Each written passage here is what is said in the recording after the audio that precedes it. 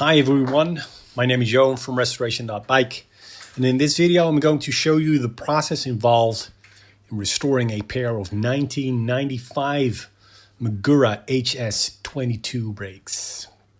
If you like the video, give it a thumbs up and subscribe to the channel. I also have a Facebook group for people who are into bike restorations as well, and you're welcome to join that group with the help of the link in the description below. For as long as the brakes have been on my bike, I've been itching to restore them. Not only were the brake levers and pistons scratched up, the cables were also damaged and too short, and the brakes themselves were in desperate need of a refill and bleed. I came across CODA XYZ handlebars, and this Cannondale Super V originally came with these handlebars as well.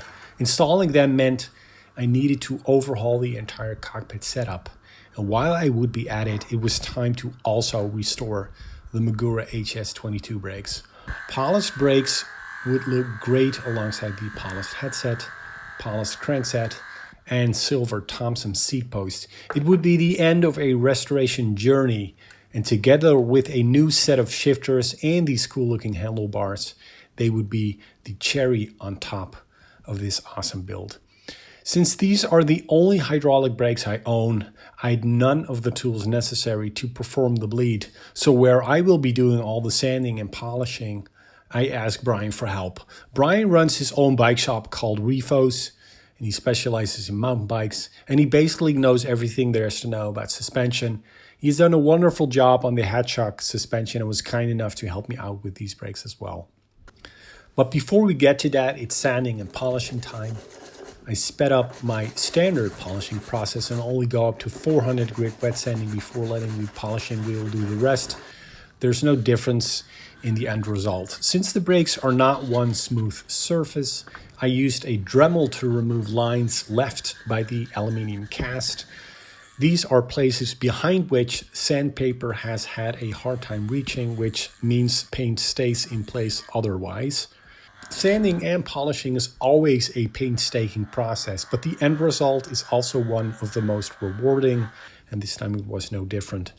I'd already done the brake levers in an earlier stage, but I believe sanding and polishing these brakes in its entirety took me about 10 hours to complete. And yes, I also polished every single bolt that came with it as well. With the sanding and polishing step finished, it's time for Brian to do his magic, but not before we had to reassemble the brakes correctly. I'd taken them apart completely for the polishing step and incorrectly reassembled the rear brake. These mishaps happen from time to time, but since I knew where the hoses needed to go, we found out soon enough. Unlike brakes that work with cables, hydraulic brakes need to be sealed from the outside world and contain brake fluid. The brake levers contain 2 holes each, as do the pistons. And one hole is to connect the hose to, the other is to enable you to fill the system with brake fluid. We reused the hoses that connected both pistons and renewed the ones running from one piston to the brake lever. After you've cut the hose at the correct length, you use a piece of kit on the hose resembling an olive and bearing the same name. As you tighten the bolt behind the olive is pressed into the hose, making the entire setup airtight and preventing the hose from moving out of the brake lever.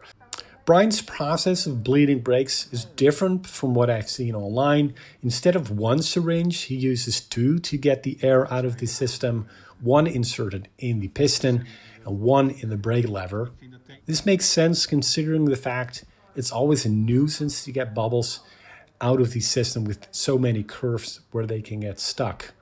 I've done a separate video on how to adjust Magura brakes, and after the brakes were performing satisfactory, they were adjusted as well. These Magura HS22 brakes look really awesome, but adjusting them is annoying and reminds me of setting up cantilever brakes. It took another half hour or so of tinkering before the entire brake setup was completed.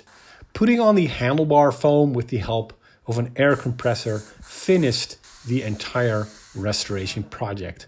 My thanks goes out to Brian, and suffice to say I could not have done this without him.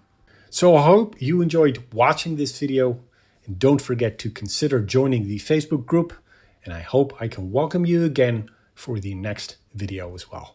Bye for now.